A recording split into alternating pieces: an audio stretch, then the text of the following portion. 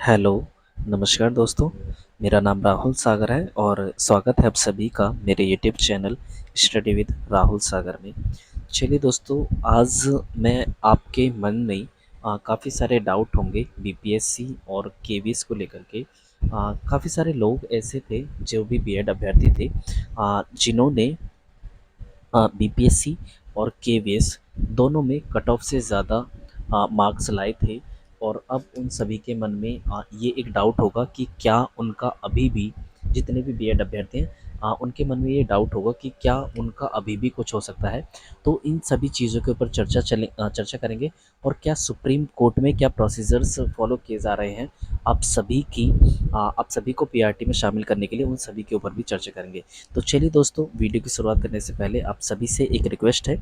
अगर आपने अभी तक हमारा चैनल सब्सक्राइब नहीं किया है तो प्लीज़ चैनल को सब्सक्राइब कर लीजिए और बेल आइकन को प्रेस कर लीजिए, ताकि जो हमारी आने वाली वीडियो की अपडेट्स है उनको आप आसानी से देख सकें। तो चलिए दोस्तों, बात करते हैं आज के अपनी वीडियो के बारे में। देखिए दोस्तों, आप सभी को पता होगा कि बीएड जो है, आ, एक 28/6/2018 का जो नोटिफिकेशन था, एनसीटीई के द्वारा जो नोटिफिकेशन लाया गया था 28 जून 2018 को, उसको 11 अगस्त 2023 को सुप्रीम कोर्ट के द्वारा क्वेश कर दिया गया था, मतलब कि खारिज कर दिया गया था।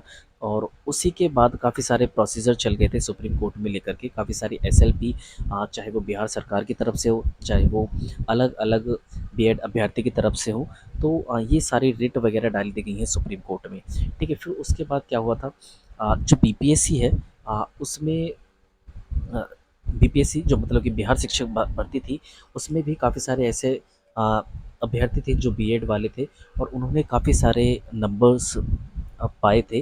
मतलब कि कट ऑफ जितनी गई थी उससे भी कहीं ज़्यादा 20-20, 30-30 नंबर फालतू हैं। अब वहीं पर बात करें हम केवीएस के, तो केवीएस के तो नंबर्स आप स्क्रीन पर देख सकते हैं। देखिए, किसी भाई के नंबर हैं 162, देखिए, और ये बीएड वाला अभ्यर्थी है, और ये 162 नंबर प्राप्त करने के बाद भी क्या है, अब वो एक टीचर नहीं बन सकता। जो केवीएस का सपना संजोए हुआ था, वो अब टीचर नहीं बन सकता केवीएस में। देखिए, ऐसे काफ़ी सारे एग्जांपल्स आप सामने देख सकते हैं।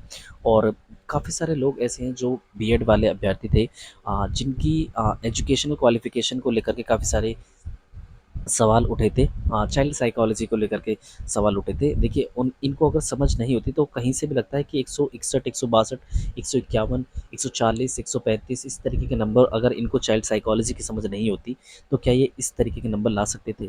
तो कहीं न कहीं ये सारी चीज़ें तो एक तरीके से जो बीएड अभ्यर्थियों का जो परफॉर्मेंस था, इससे झूठी साबित होती हैं। देखिए, एक चीज़ मैं आपको बता दूँ। देखिए, बीपीएससी और केवीएस, देखिए, ये दीपांकर गौरव जी की जो एसएलपी है, उससे जुड़ा हुआ केस है। किसका? केवीएस का। क्योंकि जो इंटरवेंशन एप्लीकेशन थी, वो इसी डेट, मतलब ये जो दीपांकर गौरव जी की जो एसएलपी थी, इसी में लगाई गई थी इंटरवेंशन एप्लीकेशन केवीएस में। तो ये दोनों केस कहीं ना कहीं ये आपस में जुड़ चुके हैं। ठीक है, तो आप सभी को पता होगा कि जितने भी चाहे वो वेस्ट बंगाल वाला हो, मामला हो, एसएलपी हो, या फिर दीपांकर गौरव जी की एसएलपी हो, तो काफ़ी सारे जो केसेस चल रहे थे, अब वो क्या कर दिए गए थे, 30 अक्टूबर की हियरिंग के लिए उनको ट्रांसफ़र कर दिया गया था जस्टिस अनिरुद्ध बोस जी की बेंच में।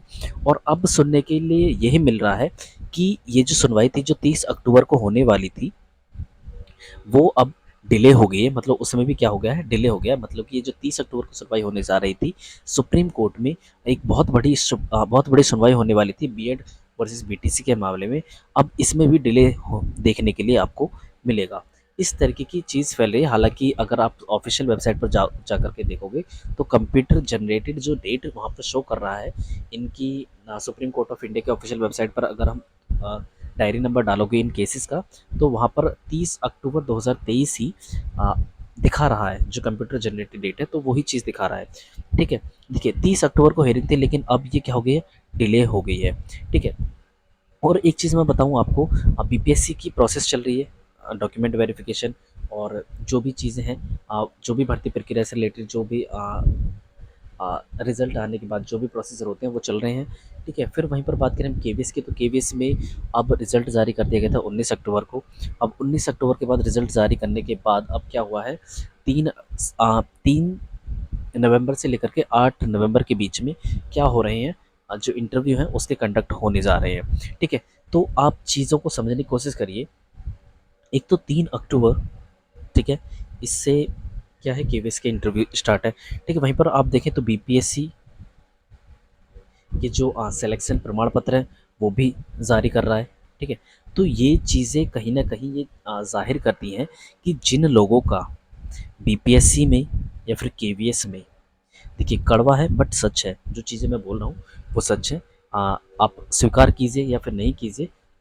देखिए चीज़ें बदल सकती थी, वो कब तक बदल सकती थी, अगर 30 अक्टूबर को कुछ ऐसा फैसला आता कि बीपीएससी और केवीएस की जो प्रोसेस चल रही है उन पर स्टे लग जाता, तो एक उम्मीद थी कि बीएड वर्सेस बीटीसी के मामले में जो बीएड था वो बीपीएससी और केवीएस की प्रोसेस में जो चल रही है फिलहाल उसमें शामिल हो सकता था, अगर 30 अक्टूबर को सुनवाई होती। अगर 30 अक्टूबर को उस सुनवाई में कुछ ऐसा हो जाता कि सुप्रीम कोर्ट के द्वारा उनके पक्ष में कोई फैसला सुनाया जाता, या फिर बीपीएससी और केवीएस की प्रोसेस जो फिलहाल चल रही है उसमें उस पर किसी भी प्रकार का कोई स्टे आ जाता, तो एक उम्मीद थी कि बीएड वालों के लिए जिनका कट ऑफ से ज़्यादा मार्क्स हैं, ठीक है ना। लेकिन अब अगर 30 अक्टूबर के बाद जब सुनवाई हो रही है, 30 अक्टूबर की सुनवाई भी जब डिले हो गई है, तो ये चीज़ें कहीं न कहीं साफ़ हो रही हैं कि बीपीएससी कि जब ये सारी भर्ती प्रक्रिया जो होगी वो कंप्लीट हो जाएगी और केवीएस के भी जब इंटरव्यू सारे कंडक्ट होने वाले हैं, कंडक्ट हो ही जाएंगे 30 अक्टूबर के बाद, अगर कोई भी डेट मिलती है तो 3 नवंबर से इंटरव्यू स्टार्ट है, और उसके बाद में क्या है 8 अक्टूबर तक ये चलेंगे, और काफ़ी जो जो भी प्रोसेस है वो ख़त्म हो जाएगी। तो जब ये भर्ती प्रक्रिया की जो भी प्रोसेस जब ख़त्म हो जाएगी तो उसमें बीएड वालों का शामिल होने का कोई सवाल ही नहीं उठता। तो आप सभी को देखिए इस चीज़ को निकाल दीजिए मन से कि अब कुछ हो सकता है। देखिए मैं ये नहीं कह रहा कि सारे बीएड वालों का सारे बीएड वाले प्राइमरी से बाहर हैं, मैं ये चीज़ नहीं कह रहा हूँ, बट लेकिन जो अब की बार जो लोग कट ऑफ से ज़्यादा मार्क्स लेकर आए थे उनकी मेहनत पर बिल्कुल पूरी तरीके से पानी फिर चुका है। आप इसको, ये कड़वा है बट ये सत्य है, आप इसको समझने की कोशिश कीजिए। और हो सके तो जो लोग फिलहाल में बीएड के समर्थन में जितने भी लोग हैं प्रयास कर रहे हैं, चाहे वो केसेस को लेकर के हों या फिर और तरीके से हों, उनमें अपना सहयोग दें ताकि बीएड पुनः मतलब कि दोबारा से प्राइमरी में शामिल हो सके, और अब की बार इस तरीके से इसको शामिल किया जाए। अगर कोई इसको हटाने के लिए अगर कोई प्रयास करे तो वो कहीं ना कहीं नाकामयाब साबित हो, इस तरीके से इस प्रोसेस में हिस्सा लिया जाए। देखिए दोस्तों एक चीज़ और, ये चीज़ तो मैंने आपको क्लियर कर दी थी, ये कहीं न कहीं चीज़ें साफ़ हैं। बीपीएससी की प्रोसेस और केवीएस की प्रोसेस दोनों ही क्या है, अपनी चरम सीमा पर हैं, मतलब कि ख़त्म ही होने वाली है। सारी सिलेक्शन प्रोसेस जो भी भर्ती प्रक्रिया थी वो पूरी हो जाएगी, और उसमें जो भी बीएड अभ्यर्थी थे जिन्होंने अच्छे-अच्छे मार्क्स आए थे उनको बाहर ही कर दिया है। इसको आप समझें या फिर ना समझें, लेकिन जो सत्य है वो चीज़ मैं आपको सामने रख रहा हूँ, ठीक है। लेकिन रही बात बीएड जो आने वाली भर्तियाँ हैं, अगर कुछ ऐसा किया जाए या अध्यादेश की मांग या फिर कोई और तरीके से सरकार पर दबाव बनाया जाए तो उसके बाद कुछ हो सकता है। लेकिन मैं आपको सत्य से अगर मैं अवगत कराऊं तो इस बार जो भी आपके मार्क्स थे उन पर कहीं ना कहीं सरकार ने, एनसीटीई ने एक तरीके से अन्यायपूर्ण, एक पक्षपातपूर्ण व्यवहार किया है, कह सकते हैं। ठीक है दोस्तों, तो बस मेरा इस वीडियो को बनाने का मोटिव मात्र इतना था कि आपको मैं सच्चाई से अवगत करा सकूं, जो भी आपके डाउट्स थे उनको मैं ले सकूं। ठीक है, तो दोस्तों चीज़ों को आप समझ गए होंगे, अगर नहीं समझे हैं तो आपके ऊपर बात है, क्या आप उस बारे में सोच करके टाइम वेस्ट करें या फिर अपने आगे की जो भी प्रोसेस आप कर सकते हैं टीजीटी के लिए या फिर पीजीटी के लिए या फिर पीआरटी के लिए या फिर आप जो भी आप करना चाहते हैं उसके लिए आगे बढ़ सकते हैं।